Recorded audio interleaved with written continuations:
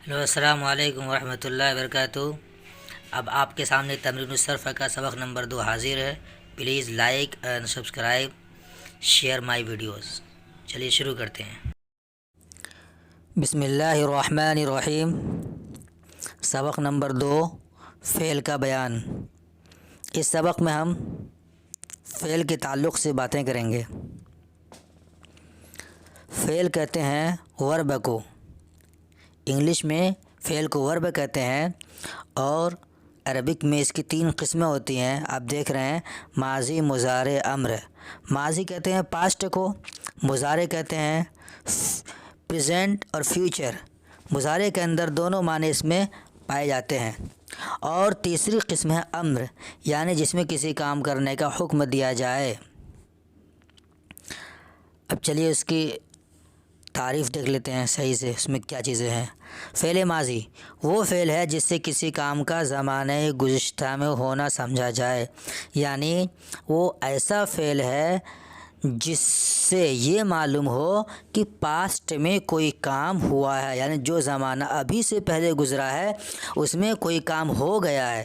جیسے ذہب، وہ گیا، اس کو ہم پورے سینٹینس، پورے جملے میں بنا کے بول دیکھتے ہیں۔ ذہب حامد، حامد گیا۔ یہاں پر حامد چلا گیا، ابھی سے پہلے گیا، تو جو جانے کا وقت ہے یہ پاسٹ میں، یعنی گزرے ہوئے زمانے میں، اس کو عربی میں ماضی کہتے ہیں۔ فعل، اس نے کیا، تو جو اس نے جو کام کیا ہے وہ پاسٹ میں کیا، ابھی سے پہلے، اس لیے اس کو ماضی کہتے ہیں۔ اور تیسری جو مثال ہے وہ نصر ہے، یعنی اس نے مدد کی، تو جو اس نے مدد کی وہ پاسٹ میں کی، ابھی نہیں۔ اور فعل کی دوسری قسم مضارع۔ مضارع وہ فعل ہے جس سے کسی کام کا کبھی زمانہ حال یعنی پریزنٹ، اور کبھی زمانہ آئندہ یعنی فیوچر میں ہونا سمجھا جائے۔ یعنی مضارع کے ذریعے سے یہ معلوم ہوتا ہے یہ کام ابھی جو سبجیکٹ ہے وہ کر رہا ہے ابھی، یا وہ کام آنے والے زمانے میں کرے گا۔ تو اس چیز کو معلوم کرنے کے لیے مضارع کا فعل لاتے ہیں، اور مضارع اس کے لیے یوز ہوتا ہے۔ جیسے وہ یفعل، وہ کرتا ہے یا کرے گا۔ یفعل، ہی از ڈوئنگ، وہ کرے گا، ہی ول ڈو۔ یذہب، وہ جاتا ہے یا جائے گا، ہی گوز، یا وہ جائے گا، ہی ول گو۔ تو مضارع میں ماضی اور فیوچر دونوں کے معنی پائے جاتے ہیں۔ اب تیسری قسم فعل کی وہ ہے جس میں کسی کام کا حکم دیا جائے، جیسے کرنے والے کو کہا جائے یہ کام کرو، کھاؤ، بیٹھو، فلاں جگہ جاؤ، فلاں چیز لے آؤ، تو یہ حکم ہوتا ہے۔ اس کو کہتے ہیں امر، یعنی امر وہ فعل ہے جس سے کسی کام کے کرنے کا حکم معلوم ہو۔ جیسے اذهب، تو جا، افعل، تو کر۔ فعل خواہ ماضی ہو یا مضارع 2 طرح کا ہوتا ہے۔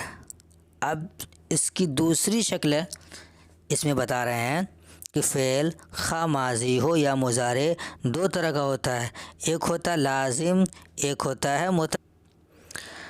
لازم میں کیا ہوتا ہے کہ جو کام کیا جاتا ہے اس میں صرف کرنے والے کا رول ظاہر ہوتا ہے۔ جیسے آپ دیکھ لیجئے، جو فعل صرف فاعل کے ملنے سے پوری بات ظاہر کر دے اسے فعل لازم کہتے ہیں۔ جیسے ذہب حامد، حامد گیا۔ یہاں پر حامد کے جانے سے پوری بات واضح ہو گئی کہ حامد چلا گیا، اور کسی مزید اضافے کی ضرورت نہیں ہے، تو اس کو فعل لازم کہتے ہیں۔ جلس ولد، لڑکا بیٹھا۔ اور اس کے برخلاف متعدی میں کیا ہوتا ہے، مزید اضافے کی ضرورت پڑتی ہے۔ اس کی مثال آگے میں آپ کو دکھاتا ہوں۔ متعدی جس فعل کو فاعل کے علاوہ مفعول کی بھی ضرورت ہو۔ اسے متعدی کہتے ہیں، جیسے نصر حامدن، اب صرف محمودن آگے ہے لیکن ہم اس کو کاٹ کے دیکھتے ہیں، نصر حامدن، حامد نے مدد کی۔ اب مدد کی تو کس کی مدد کی، اس کے بارے میں جملہ سے پوری بات سمجھ میں نہیں آ رہی ہے، اس لیے جب تک اس کو مکمل حامدن کے ساتھ محمودن نہیں جوڑ دیں گے تو اس سے پورا جملہ واضح نہیں ہوگا، پوری بات سمجھ میں نہیں آتی ہے، اس لیے اس کو کہتے ہیں متعدی۔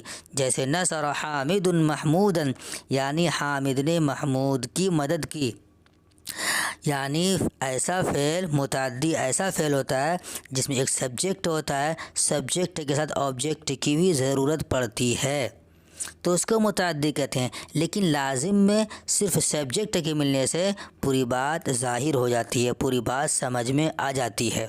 اب پھر ایک اور تقسیم کر رہے ہیں فعل کی، فعل یعنی فعل یا تو معروف ہوگا یا مجہول ہوگا۔ معروف وہ فعل ہے جس کی نسبت فاعل کی طرف ہو اور اس کا فاعل معلوم ہو، جیسے شرب حامد ماء، حامد نے پانی پیا۔ اس مثال میں حامد معلوم ہے اس لیے اس کو شریبہ فعل معروف ہوا، یعنی اس کو یہ کہہ لیجیے جیسے انگلش میں کہتے ہیں ایکٹیو وائس، یعنی جس میں سبجیکٹ کے ساتھ آبجیکٹ معلوم ہو کہ کون آبجیکٹ ہے۔ تو اس مثال میں فاعل کی نسبت وہ فعل جس میں فاعل کی طرف نسبت ہو اور اس کا فاعل معلوم ہو، جیسے شرب حامد ماء، حامد نے پانی پیا۔ اس مثال میں حامد معلوم ہے اور شریبہ کا فعل حامد سے صادر ہوا، یعنی پانی جو پیا گیا، پانی جو جس نے پیا وہ کون پیا، پینے والا حامد ہے، تو حامد معلوم ہے اس لیے اس کو فعل معروف یعنی ایکٹیو وائس کہیں گے۔ دوسری قسم ہے فعل مجہول۔ فعل مجہول وہ فعل ہے جس کی نسبت مفعول کی طرف ہو اور اس کے فاعل کا ذکر ہی نہ ہو، جیسے شرب ماء، پانی پیا گیا، نصر محمود، محمود کی مدد کی گئی۔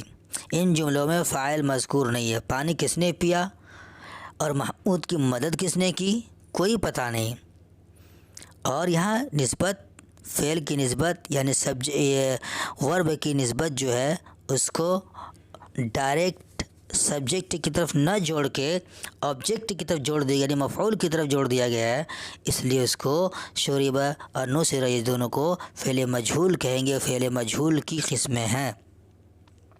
پھر ایک تقسیم ہے فعل کی یعنی مثبت اور منفی۔ مثبت کہتے ہیں جس فعل سے کسی کام کا ہونا معلوم ہو، جیسے نصر اس نے مدد کی، یذهب وہ جاتا ہے، اور دوسری قسم ہے منفی۔ منفی وہ ہے جس فعل سے کسی کام کا نہ ہونا معلوم ہو، جیسے ما فعل اس نے نہیں کیا، لا یذهب وہ نہیں جاتا ہے۔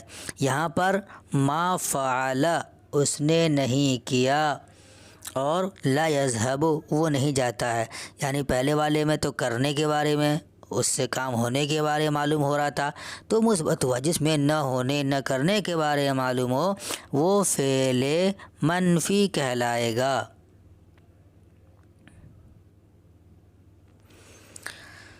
تو آج کا ہمارا یہ لیسن کمپلیٹ ہوا۔